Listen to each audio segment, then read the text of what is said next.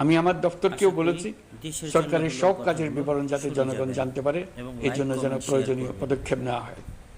এই সরকারকে ব্যর্থ করার জন্য, অকার্যকর করার জন্য বিশাল অর্থে বিশ্বব্যাপী এবং দেশের প্রতিটি স্থানে, প্রতিটি প্রতিষ্ঠানে এক মহাপরিকল্পনা প্রতি মুহূর্তে কার্যকর রয়েছে।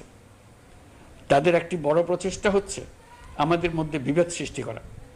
পতিত সরকারের নেতৃবৃন্দ যারা এদেশ থেকে বিপুল পরিমাণ অর্থ পাচার করে নিয়ে গেছে, সেই অর্থে বলীয়ান হয়ে তারা দেশে ফিরে আসার জন্য চেষ্টা করে যাচ্ছে। তাদেরকে কিছুতেই সফল হতে দেবেন না। তারা সফল হওয়া মানে জাতির মৃত্যু, জাতি হিসেবে আমাদের অবসান।